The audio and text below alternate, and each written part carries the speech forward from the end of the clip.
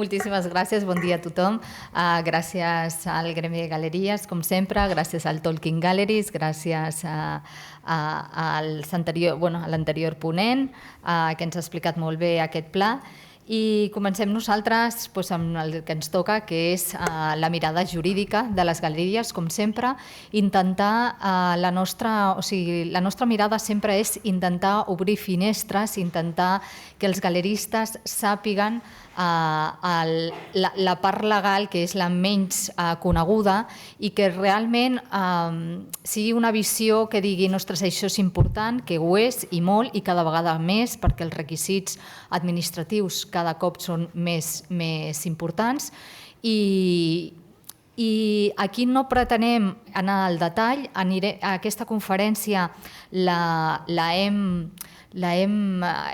planificat des d'un punt de vista que simplement és a obrir finestres, i si us interessa el detall, doncs o farem una altra conferència o ens adreceu a nosaltres, al gremi, però la realitat és que farem un barrido de les qüestions legals que normalment pot tenir una galeria, es compleixin o no, siguin conegudes o no, perquè sempre diem el mateix, el desconeixement de les lleis no eximeix del seu compliment. Anem primerament al que nosaltres, és una petita introducció, el que nosaltres diem els 3 pilars en què es basa el triomf d'una galeria d'art. Per nosaltres aquests 3 pilars són els que veritablement importen una galeria, que és l'artístic, el social i l'econòmic.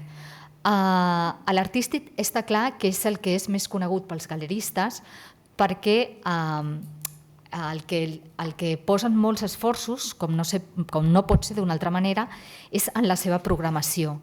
I quan aquesta programació és validada per la comunitat artística, tant per artistes, col·leccionistes o mediadors conceptuals, es diu que aquesta galeria ha tingut un èxit. Bon exemple d'això són els premis que tant el Gremi com Art Barcelona donen anualment.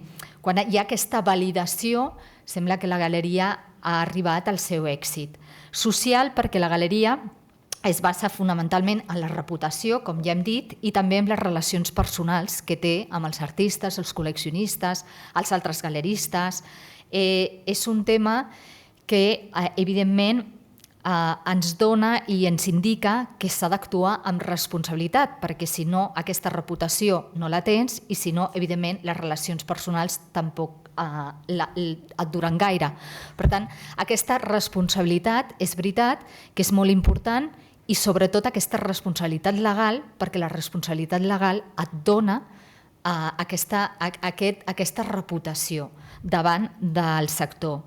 I l'econòmic, com no pot ser d'una altra manera. Les galeries, com veurem a la següent diapositiva, són uns negocis i que consisteixen en la maximització del benefici per assumir els costos del negoci i obtenir un resultat positiu. I això enllaça amb la següent diapositiva, que per òbvia no l'hem de perdre de vista. Moltes vegades els galeristes, per molt obvi que sigui, perden de vista que la galeria no és només un espai expositiu, sinó que és un negoci. La galeria és una indústria cultural, però amb una clara vocació de negoci. La figura del galerista neix amb el propòsit de convertir el valor latent de la cultura en un valor econòmic. I realment és així. O sigui, no podem girar la cara. Està molt bé que fem una programació excel·lent, està molt bé que tinguem una reputació excel·lent en el sector, està molt bé que tinguem una relació exquisita amb els col·leccionistes, que si no hi ha un sòlid negoci darrere, tot això no servirà absolutament de res. I en aquesta professionalització del negoci entra gran part la professionalitat legal d'aquest negoci. És molt important que treballem com una empresa, i totes les empreses, absolutament totes, tenen la seva part legal i la compleixen i la tenen molt present, perquè si no, tampoc no funciona. Art i negoci, està clar que són un duet que són veritablement compatibles. Dins d'això, com hem dit, el galerista, ens agrada molt aquesta frase de que el galerista neix amb el propòsit de convertir el valor latent de la cultura en valor econòmic. És el que fan els galeristes. I, per tant, aquest valor econòmic s'ha de posar en valor i s'ha de gestionar d'una manera empresarial, com un negoci. Què és el primer que fa un galerista? Plantejar-se si vol actuar com un professional autònom o com una societat. Aquesta és la gran pregunta dels galeristes. Els galeristes diuen, què haig de fer? Em poso com un professional autònom o em poso com una societat? Nosaltres diríem que l'ideal, i ara veurem les diferències, però l'ideal seria començar com un professional i autònom i quan ja tinguis el dia a dia de la galeria dominat, passar a ser una societat. Les diferències, i així molt sumerament, diem que, per exemple, hi ha una aportació inicial quan tu vols constituir una societat limitada, que és la més freqüent, perquè per ser societat autònoma, evidentment, has de tenir un volum de negoci força alt, però sí que la més comuna és la SL, la societat limitada. Doncs aquí has de fer front a un capital inicial de 3.000 euros. En canvi, fer-te professional autònom, evidentment, no costa res.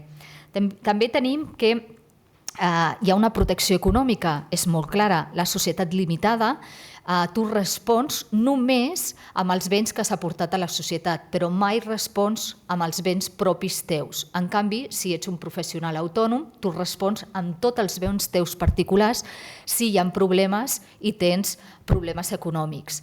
Clar, això és molt important quan un negoci ja funciona amb una certa estabilitat i amb un dia a dia freqüent i continu. S'ha de tenir aquest punt, per nosaltres, és un punt a tenir molt en compte, el tema de la responsabilitat. Després els tràmits. Els tràmits està claríssim que hi ha uns tràmits a la SL que no requereixen el professional autònom.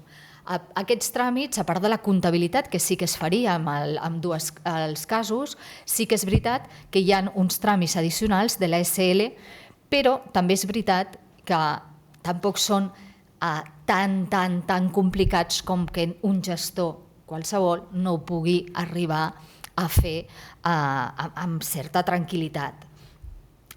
Impostos i comptabilitat, com hem dit, la comptabilitat sí que és diferent. Els dos, en tema d'impostos, pagaran l'IVA, tant sigui autònom com sigui societat. L'autònom pagarà la seguretat social i després, evidentment, els seus guanys, els seus beneficis aniran per l'impost de l'IRPF. Llavors, aquest impost sabem que és progressiu i que, per tant, es pagarà més impost o menys segons els beneficis que hagis tingut. I, en canvi, la societat limitada anirà per l'impost de societats. És veritat que amb un cert benefici és molt millor la societat limitada que el que és l'autònom. De cara a la imatge que donem de cara als altres galeristes, de cara a la indústria, de cara a la internacionalització, està claríssim que una societat té una imatge molt més professional que un professional autònom. Això ha sigut així històricament, durant molts anys. Jo no sé si això canviarà o no canviarà, però el que està clar és que de cara a demanar crèdits en un banc, de cara a fer relacions entre altres galeristes, es veu amb millor ulls si hi ha una societat darrere que si hi ha un professional autònom. Després tenim el que seria altres aspectes a tenir en compte de la galeria, que és la marca de la galeria, els espais i després l'assegurança.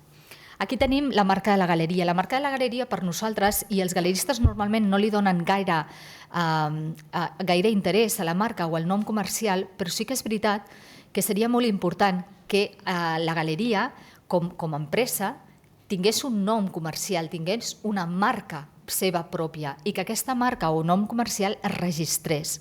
Això dona també molta credibilitat davant de tercers. I no és una cosa especialment cara, ni és una cosa difícil de fer, però realment provoca una sensació d'empresa, de negoci, de serietat. Després tenim que, evidentment, tant sigui contracte l'espai propi de la galeria, sigui contracte de lloguer o de propietat, és una cosa a tenir en compte, igual que els subministres, com l'electricitat o l'internet, que es pugui la telefonia, que són contractes que s'haurien de fer de forma escrita, de forma que tinguem, que després aquestes despeses ens les podem desgravar. Vull dir que són coses que s'haurien de fer pensant no només, mira, em poso aquí i ja està, sinó hauríem de pensar quin espai, quines característiques necessita aquest espai, on és necessari aquest espai, quins metres quadrats ha de tenir.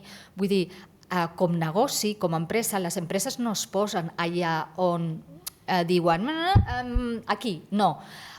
Les empreses es posen a llocs estratègics on veuen que tenen més facilitat, on veuen que els clients poden accedir, veuen primer quina necessitat tenen d'espai i després contracten. Per què tenir, per exemple, una galeria de 300 metres quadrats si potser necessites 100 metres quadrats?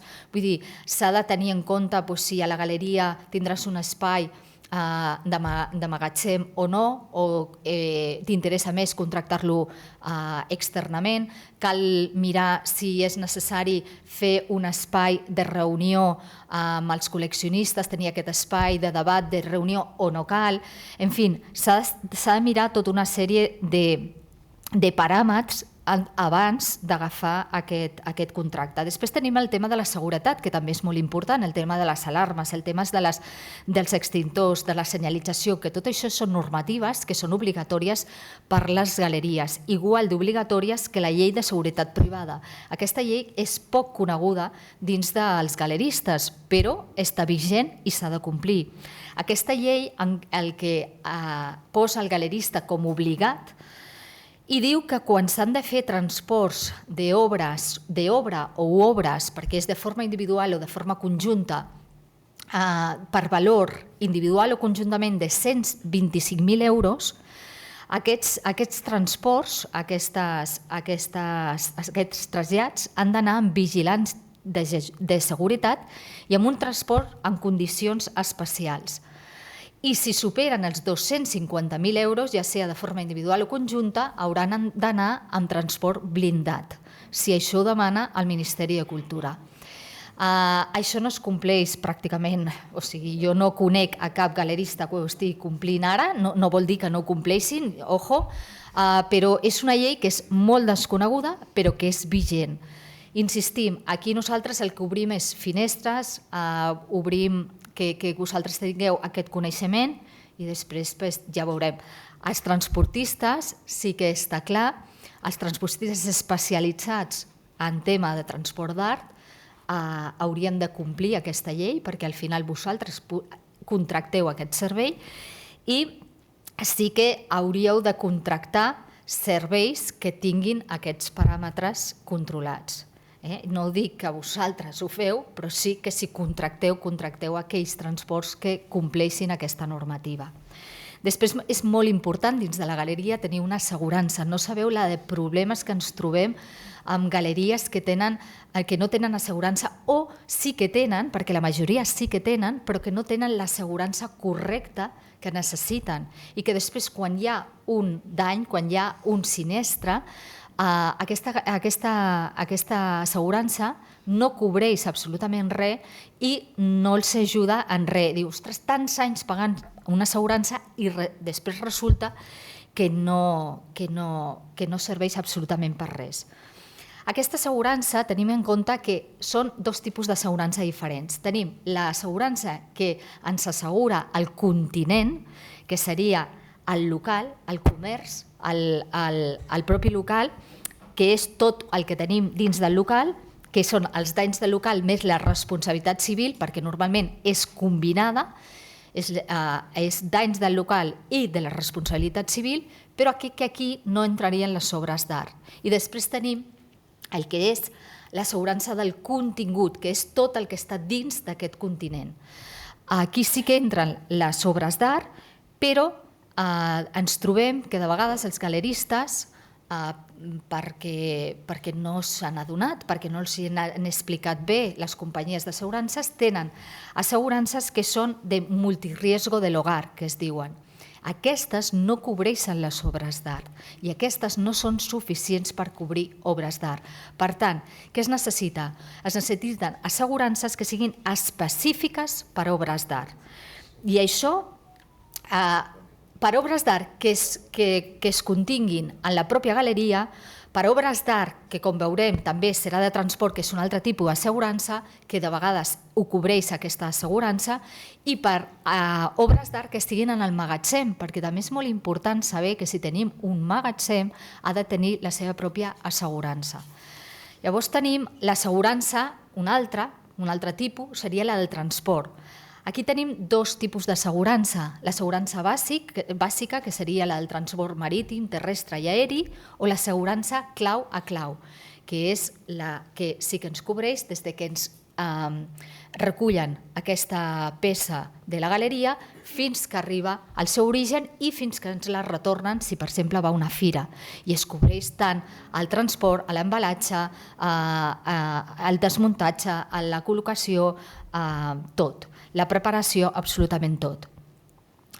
Aquesta assegurança, evidentment, és recomanable sempre que les obres d'art surtin de la galeria, ja sigui per enviar-les a casa d'un client, o ja sigui per una fira, ja sigui per una exposició temporal, sigui per on sigui.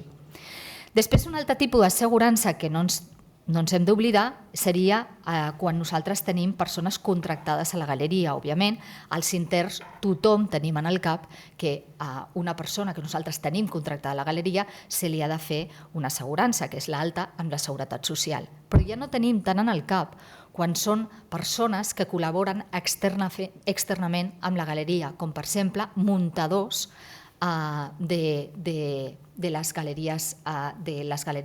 Aquestes persones que col·laboren externament amb nosaltres se'ls ha de demanar que tinguin una assegurança contractada per ells, perquè si passa alguna cosa dins de la galeria, ells estiguin assegurats, perquè vosaltres no els teniu assegurats.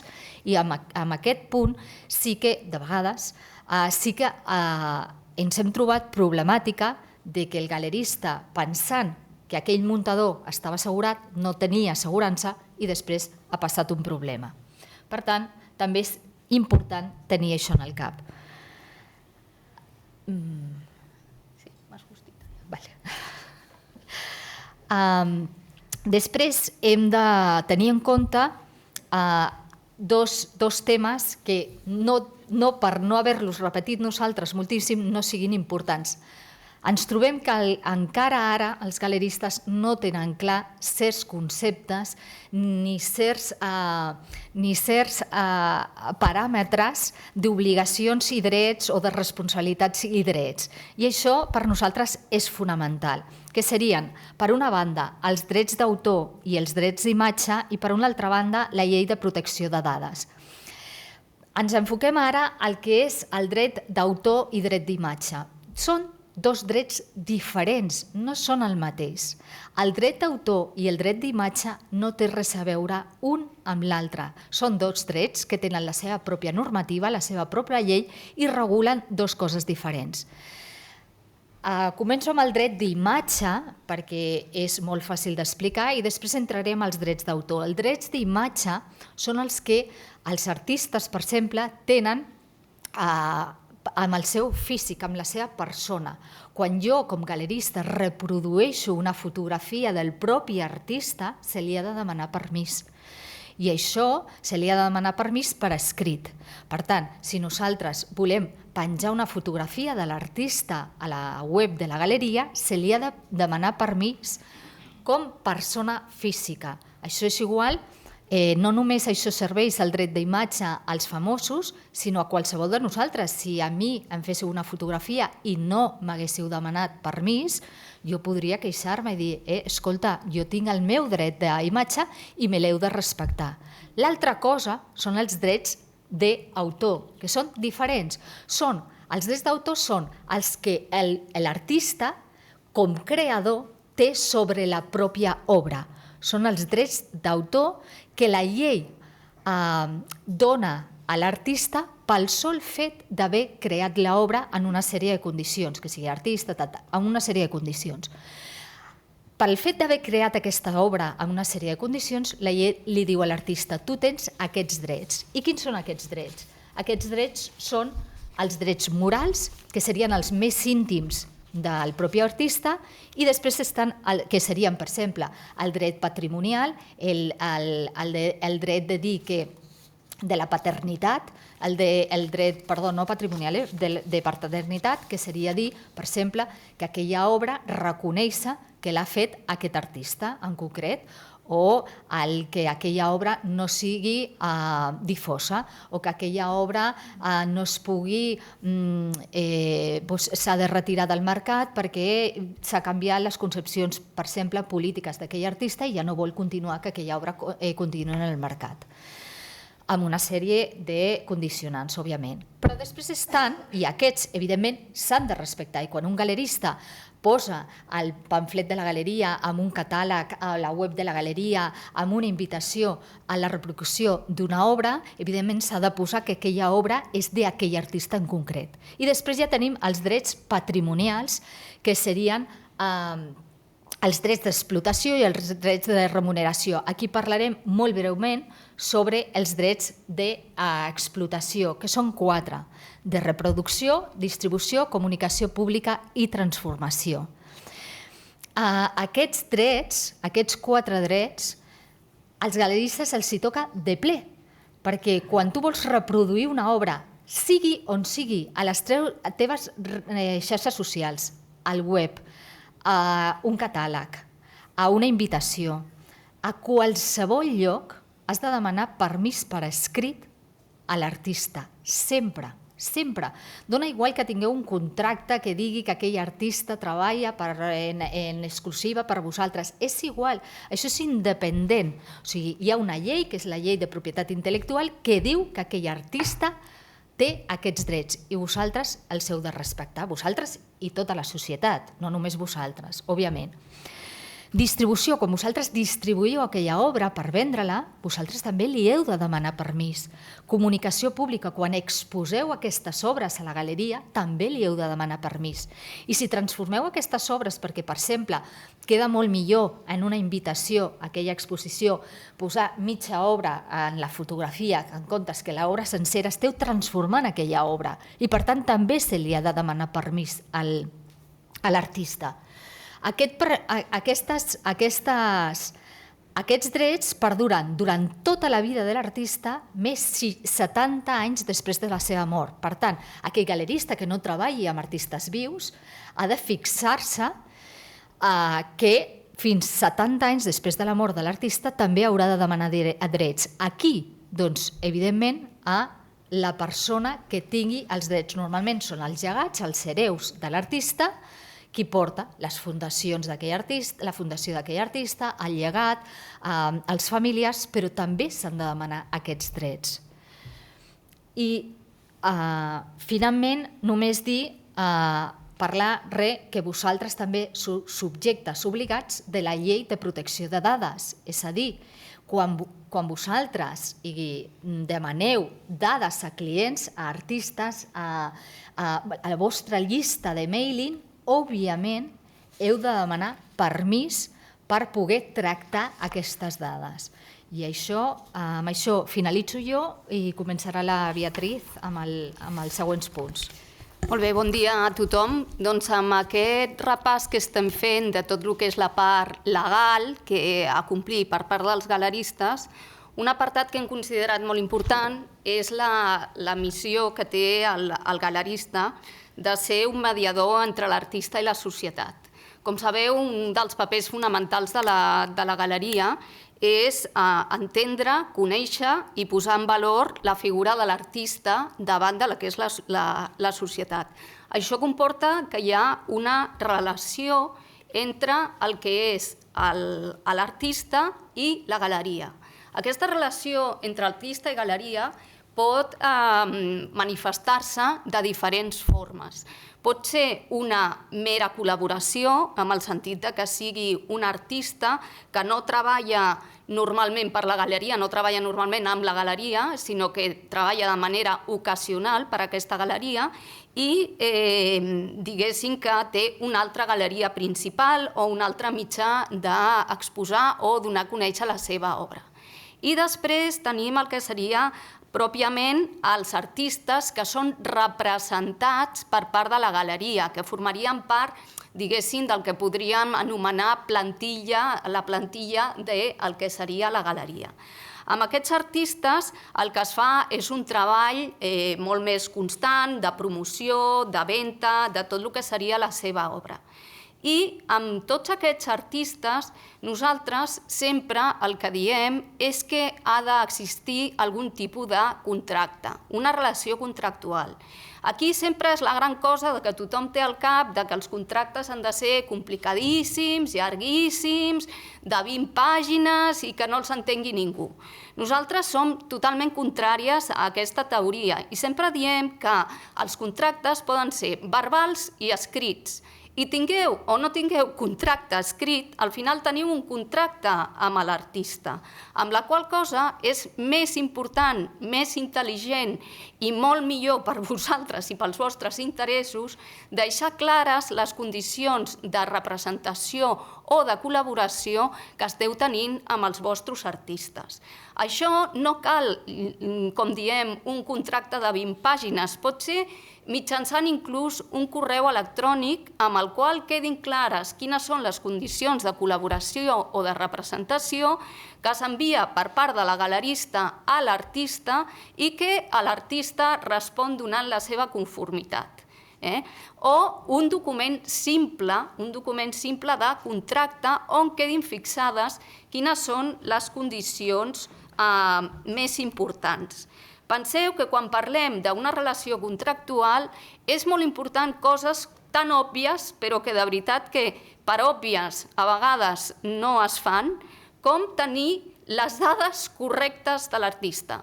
Coses com aquestes que us poden semblar tan òbvies, a vegades quan hi ha problemàtiques i demanes quina és l'adreça d'aquest senyor, l'adreça per enviar-li una notificació, un requeriment, o quin és el seu DNI, el galerista no ho té. O sigui, està treballant amb un artista que té una relació que pot ser d'anys i el galerista no té les dades bàsiques de l'artista. I us semblarà una cosa estratosfèrica, però és que ens la trobem. I més si són artistes igual estrangers, que coses tan òbvies com tenir una adreça correcta, una adreça adequada, et pot servir per fer algun tipus de notificació. Doncs coses tan simples com aquestes no les tenim. Quan parlem de contracte amb l'artista, hauríem de determinar molt bé quin serà l'àmbit d'actuació, quines són les obres que ens donarà aquest artista, quins seran els preus d'aquestes obres, quins seran els percentatges que cada part tindrà respecte de la venda, quins serien els descomptes, tot això que ja coneixeu vosaltres molt bé, però que s'ha de tenir clar qui es farà càrrec de l'assegurança, qui es fa càrrec del transport, qui es fa càrrec de l'embalatge, si hi ha una obligació per part del galerista de portar aquest artista a fires o no, quina serà la política de promoció per part del galerista. El tema que hem comentat dels drets d'autor, és important que l'artista us pugui cedir amb un document supersimple dient que dona el seu consentiment perquè utilitzeu les fotografies de les seves obres en la pàgina web, per fer promoció, etc. Totes aquestes coses que poden portar després a una sèrie de punts que hi hagi molta controvèrsia entre les dues parts. Com sabeu, i segur que teniu molt identificat, normalment sempre les controvèrsies que hi ha entre artista i galerista són els percentatges, la fixació dels preus i després el que serien els costos de producció d'obra i, sobretot, un punt que ens hem trobat moltes vegades, que és el punt del dipòsit de les obres. Quan hi ha una finalització d'una relació comercial entre un artista i un galerista, moltes vegades hi ha una problemàtica important respecte a quines són les obres que el galerista tenia dipositades amb la galeria i quines són les obres que s'han venut, que no s'han venut, quines estan dipositades, quines no estan dipositades. Per això és important tenir el que seria el que parlem dels fulls de dipòsit, del que serien les obres, que estaria més amb aquesta diapositiva. El que seria la part del full de dipòsit de les obres, de fer un full de dipòsit que una altra vegada sempre sembla que quan parlem de temes legals han de ser molt complicats, però si la galeria té uns models molt senzillets del que seria dipòsit d'obres i es munta un protocol d'actuació adequat i correcte entre el galerista i l'artista per l'entrega de les obres i les ventes, això sembla que no, sempre diem el mateix. Els contractes, la documentació, tot això, al final, si les coses van bé, mai es mira res. Però quan hi ha un problema, quan realment hi ha una problemàtica, el tenir una documentació adequada, el tenir una documentació escrita, ajuda molt al que seria la situació. Després tindríem el que són els acords de col·laboració entre diferents galeries d'art. En aquest punt ho hem volgut posar sobre la taula perquè després hi haurà aquest cas que s'explicarà per part d'uns ponents en relació a la col·laboració que hi ha entre diferents galeries. Aquests acords de col·laboració també és important que es facin constar perquè seria per escrit. Una altra relació molt important que té el galerista és amb el col·leccionista d'art. El galerista i el col·leccionista poden tenir una relació, han de tenir realment una relació que pot ser de diferents tipus. Pot ser que trobem uns col·leccionistes privats que són col·leccionistes ocasionals. Pot tenir la galeria normalment, amb el pas dels anys, va creant una relació amb els seus clients i té una relació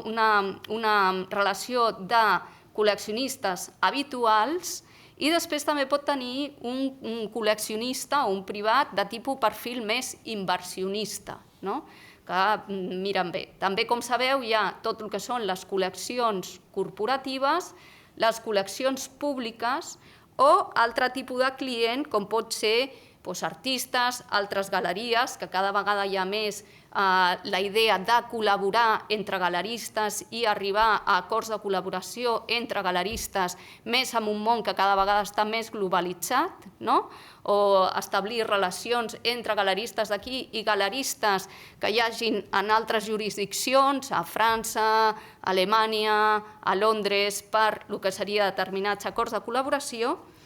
I tot això, novament, és important que hi hagi una sèrie de contracte en relació al que seria la venda de les obres d'art. Aquests contractes en relació a les vendes de les obres d'art, novament, ja sabem que quan es ven una obra per part d'un galerista no sempre farem un contracte de compra-venda, ni sempre és necessari ni convenient fer un contracte de compra-venda.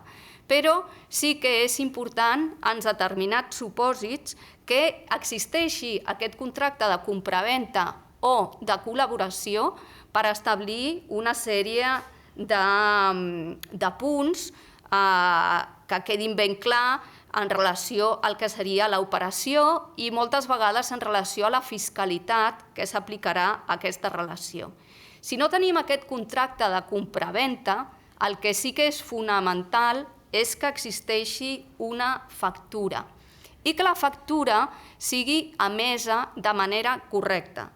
Emetre una factura de manera correcta significa que ha de tenir un número, una data, ha de tenir totes les dades completes del que seria la galeria i la persona que compra, i la persona que compra estem parlant d'un nom, una adreça, un document d'identificació, i si és una societat, el seu nom correcte a nivell societari, el seu nom correcte d'identificació fiscal i el seu nom correcte de domicili social, i que la factura inclogui una informació essencial sobre l'obra que estem venent.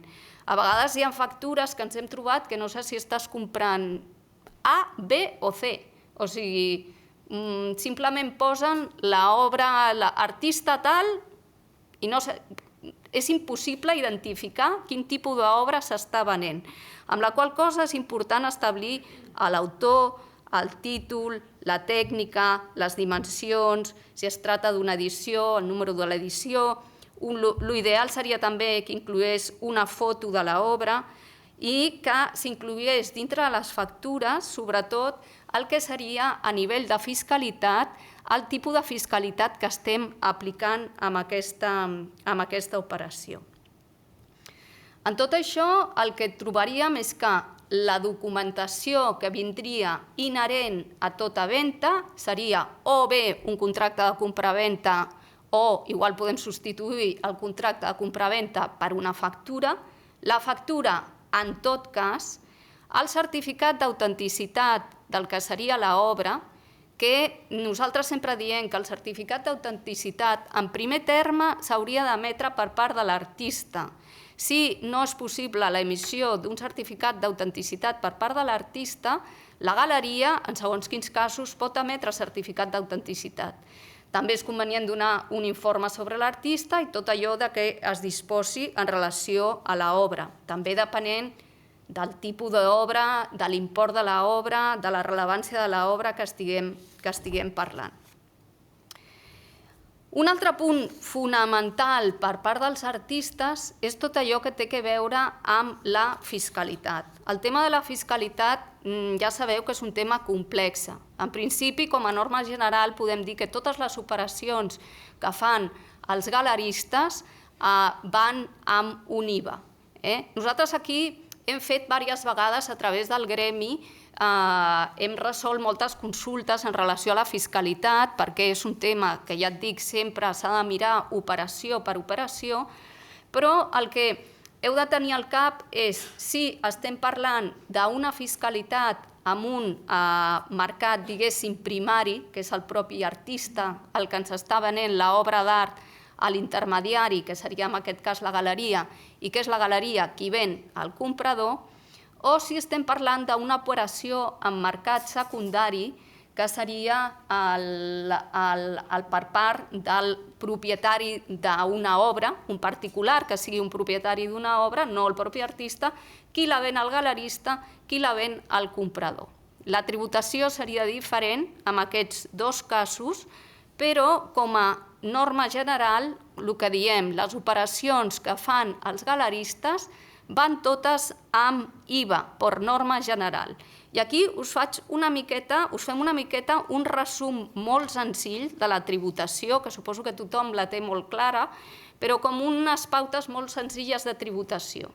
Primera pauta molt senzilla de tributació. Si un galerista ven a un particular, m'és igual d'on sigui el particular, nacional, de la Unió Europea o estranger, ven a un particular, l'operació tributa per IVA, al 21%.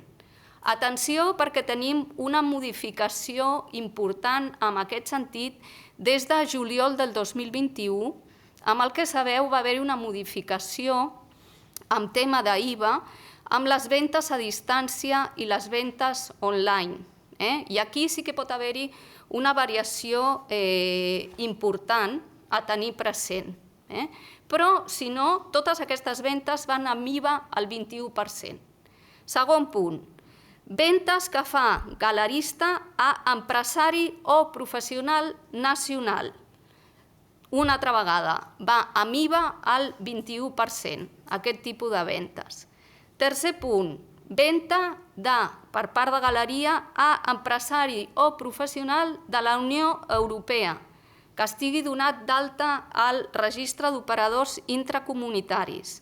Això el que es fa és el que es diu una autorrepercussió neutra i l'operació és amb inversió del subjecte passiu, amb la qual cosa portaria com a conseqüència que l'IVA és neutre amb l'operació. Venda, quart punt, venda per part de galeria a empresari o professional que no està donat d'alta al registre d'operadors intracomunitaris, IVA al 21%, i venda per part de galeria a empresari o professional estranger de fora de la Unió Europea, això es considera una exportació de béns i l'operació va sense IVA. Això seria un resum molt, diguéssim, molt clar del que seria la tributació, la fiscalitat de la galeria. A part d'això, com sabeu, els galeristes podeu... Perdona. Explica un moment aquest cas de modificació de l'any 21 sobre els aspectes de les vendes digitals. Sí, us explico. Aquesta modificació, que són les vendes a distància, vendes a particulars, que es considera vendes a distàncies, es considera vendes a particulars, només a particulars, que estiguin en un altre estat de la Unió Europea. Si el galerista ven a un particular a distància, a un particular que estigui en un altre membre de la Unió Europea i es tracta d'una operació que superi els 10.000 euros, ha de superar els 10.000 euros l'operació, supera els 10.000 euros i el galerista s'encarrega del que seria el transport d'aquesta operació, aquesta operació tributaria no per l'IVA espanyol, sinó que tributaria per l'IVA de l'estat membre on estigui aquesta persona. Per exemple, galerista espanyol que ven a un particular que està a França, per dir alguna cosa, amb una venda que sigui de més de 10.000 euros, on el galerista espanyol s'encarrega del transport d'aquesta obra, aquesta operació no tributa, llavors, amb un 21% d'IVA, sinó que tributaria a l'IVA francès. I això és habilitat el que es diu la ventanilla única europea. Hi ha dues maneres d'ingressar aquest IVA per part del galerista a l'altre estat membre.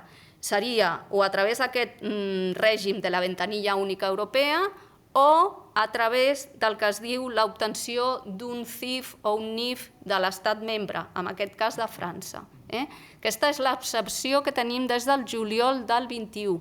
Això també s'aplica a les vendes online, però sempre estem parlant de vendes a particulars amb imports superiors a 10.000 euros. Deixa'm un moment.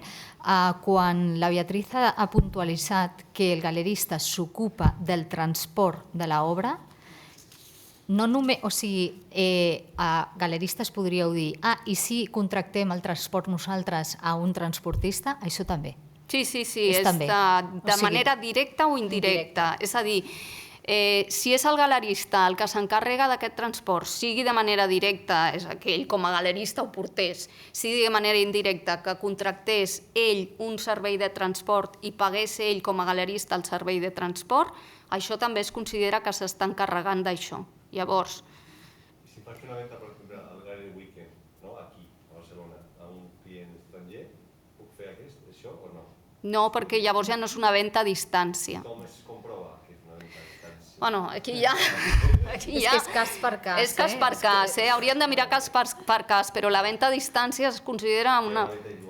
Sí. Una venda per internet, suposo. Sí, una venda per internet es considera una venda a distància. La venda a distància realment, o sigui, és on es ven físicament l'obra. Llavors, en aquest cas, si es ven al Tolkien Galleries, en principi no seria... El Tolkien Galleries, no, Gallery Weekend. Ai, perdó.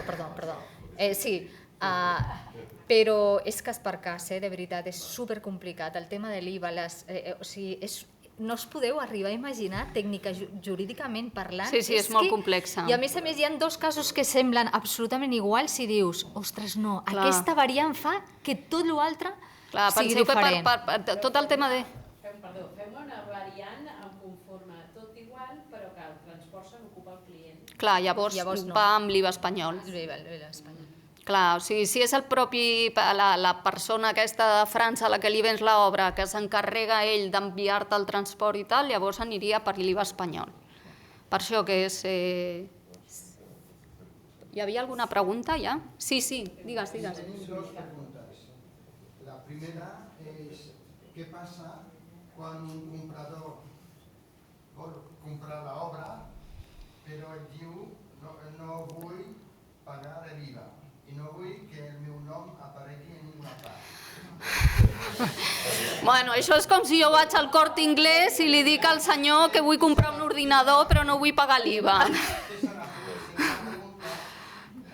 Quan hem parlat algunes vegades amb artistes com Joan Genovés o altres artistes, et diuen sí, reivindiquem el nostre dret de derecho d'autor, però la empresa o la publicadora o la editorial ens diu vale, et paguem el que hem de pagar, però nunca más te volveremos a publicar en ninguna parte.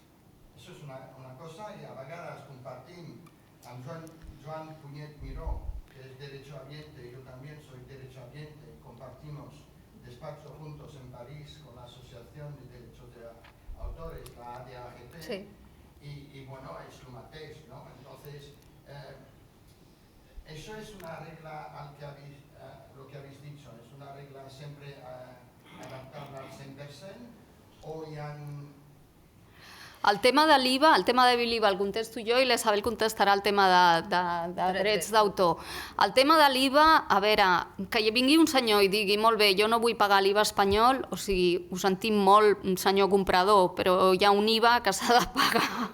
Llavors, l'única manera, diguéssim, de poder millorar l'aplicació o no d'un 21% de l'IVA seria, que és abans que entréssim ara amb l'explicació, era la següent cosa que anàvem a explicar, és que els galeristes teniu l'opció d'aplicar un règim, que és un règim voluntari, no és obligatori, és un règim voluntari que es pot escollir també operació per operació, que és el REBU o règim d'usats. Aquest règim permet al comprador tenir unes condicions respecte de l'IVA que són més beneficioses que un 21%. Però, una altra vegada, el règim del REBU exigeix complir uns requisits objectius i subjectius determinats. No tota operació pot anar per REBU, s'ha d'analitzar també operació per operació, i el que passa que si el que compra és un particular, li pot interessar molt que el galerista li apliqui el REBU, perquè suposa, el que compra, si és un particular, aquest IVA no se'l desgravarà de cap manera i, en canvi, en lloc de pagar un 21% d'IVA, pagarà un IVA només sobre el marge de benefici del galerista. Això seria l'única via que tindríem. Ara, que vingui un senyor i digui jo no vull pagar l'IVA, doncs miri, és que si va a comprar un boli pagarà l'IVA, si va a comprar una cadira pagarà l'IVA i si compra una obra d'art pagarà un IVA, també. Em diu l'organització que hem d'anar acabant. Ja. Queda un punt, però el deixarem per una altra conferència, que és el blanqueig de capital. Contestem la pregunta sobre drets d'autor breument, perquè anem sobrepassades de temps. Com veieu, això del tema legal dona per moltes conferències. Els drets d'autor, a veure, l'artista, segons la llei, té al final la decisió de dir si cedeix aquests drets de forma onerosa o gratuïta. És a dir, si li han de pagar per cedir aquests drets o no.